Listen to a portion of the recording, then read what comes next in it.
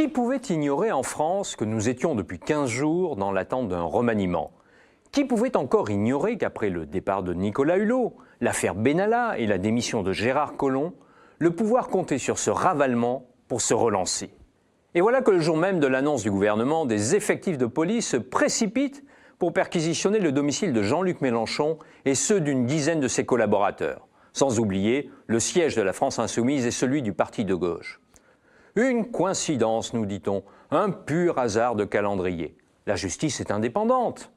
Comment prêter foi à cette argumentation? L'enquête préliminaire a débuté il y a plus d'un an et demi, et voilà que tout à coup, il devient urgent de perquisitionner. Craignait-on que Jean-Luc Mélenchon se réfugiât au Venezuela, lui qu'on trouve tous les mercredis à l'Assemblée nationale? Comment croire cette faribole? Il eût été si simple de programmer l'opération quelques jours après l'annonce du nouveau gouvernement pour dissiper le soupçon, ou de désigner un juge d'instruction, magistrat indépendant à la différence du ministère public, comme ce fut le cas jusqu'ici dans toutes les affaires mettant en cause une formation politique. Ou encore de convoquer Jean-Luc Mélenchon pour l'entendre comme cela a été le cas ce matin. À moins qu'on ait voulu qu'il en soit ainsi, à moins qu'on ait voulu que cette perquisition ait bien lieu le jour du remaniement. La cerise sur le gâteau, en quelque sorte. Pour le chef de la France Insoumise, cela ne fait pas de doute. Je pense que le scénario ne prévoyait pas que nous réagissions politiquement. Le scénario qui était prévu, c'était un remaniement et le lendemain, l'étalage dans la presse, premièrement de fuites opportunément distribuées, je ne sais pas de quoi, et puis l'image pitoyable de tous les membres de la France Insoumise convoqués au tribunal de Nanterre pour se faire notifier, nous ne savons pas non plus quoi. Et tout ça, évidemment, n'a pas fonctionné. Ce qui a fonctionné, c'est notre protestation, et je le redis, ça ne sert à rien de faire une escalade judiciaire. Ça n'a pas de sens. Nous parlons ici d'un signalement fait par une femme du Front National il y a 1 an et demi. D'accord? Et on nous fait une perquisition, moi on m'a dit on vous en fait deux en même temps. Une pour cette affaire-là et l'autre pour les comptes de campagne, qui est un traquenard. J'ai déjà dit que je demandais que tous les comptes de campagne soient réexaminés. Et je suis d'accord pour que le mien le soit. Pour ce qui est de l'opération de déstabilisation, c'est raté. En revanche, l'emballement médiatique est au rendez-vous. Les images aidant, voilà qu'on s'interroge avec gravité sur la réaction de Jean-Luc Mélenchon et de ses amis. Était-elle appropriée? Oubliez la hiérarchie de l'info. L'écume de l'événement chasse la complexité du réel. On peut disserter à l'infini sur le volume sonore et l'attitude de tel ou tel. Mais ce qui doit d'abord interroger, c'est la date et l'ampleur de cette perquisition. Parce qu'il y va de l'indépendance de la justice et du bon exercice de la vie démocratique. Remettons l'église au centre du village. L'affaire, ce ne sont pas tant les cris et les bousculades que le détournement d'une mission de police judiciaire par le pouvoir. On écoute sur ce point Jean-Luc Mélenchon. Des images tournées par Quentin Rossi. Donc j'interpelle votre conscience de gens qui êtes censés faire de l'information, pas vous interroger pour savoir si Mélenchon est aussi méridional qu'il en a l'air. Il l'est. Et je mets au défi l'un quelconque d'entre vous dans une scène pareille de garder le flegme britannique que sans doute vous avez. Moi, je n'en suis pas capable. Le sujet n'est pas mon comportement. Et ceux qui disent sont des procédures normales. Peut-être que ce sont des procédures normales quand il s'agit de saisir des gangs, mais quand il s'agit des militants politiques qui n'ont absolument rien à se reprocher, qui ont une vie entière faite de dévouement, eh bien figurez-vous que c'est d'une violence terrifiante que des choses comme celle-là.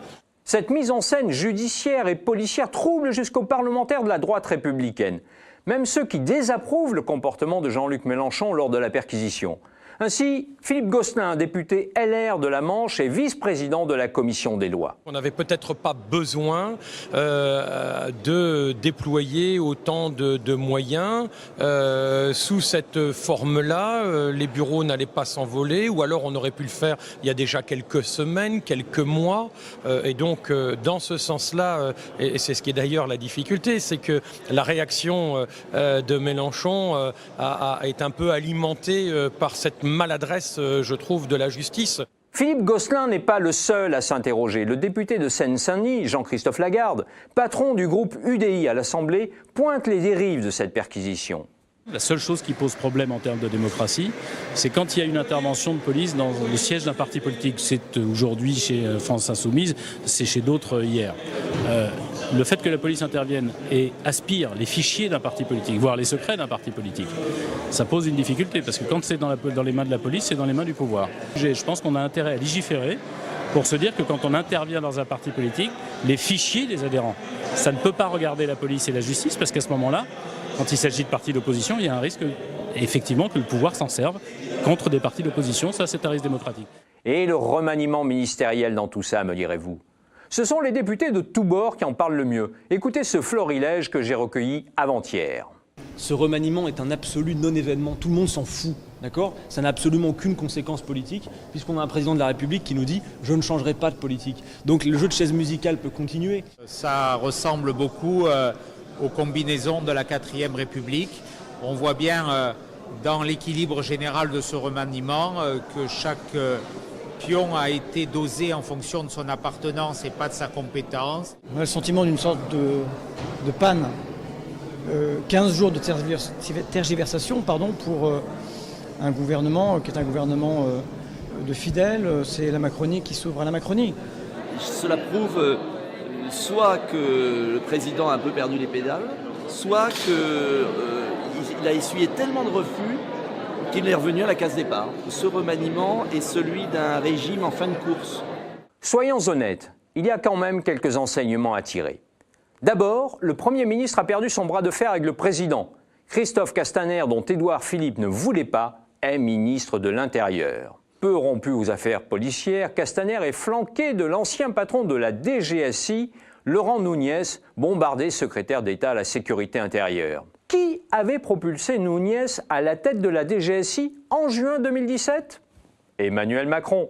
Ce sont donc deux fidèles, deux obligés du président qui verrouillent la place Beauvau. Et pour faire bonne mesure, on en a rajouté un troisième. Le successeur de Nunez à la tête de la DGSI, un certain Nicolas Lerner, est issu de la même promotion de l'ENA qu'Emmanuel Macron. Le monde est petit, surtout dans la police. Quant au nouveau souffle que ce remaniement devait entraîner, ce sera pour une autre fois. Jour après jour, la majorité continue de s'effriter. Hier, 16 députés venus de La République En Marche, de l'UDI ou des radicaux ont créé un groupe parlementaire baptisé Liberté et Territoire. C'est le 8e groupe parlementaire. Jamais sous la 5e République, l'Assemblée n'en a compté autant. À part ça, tout va bien.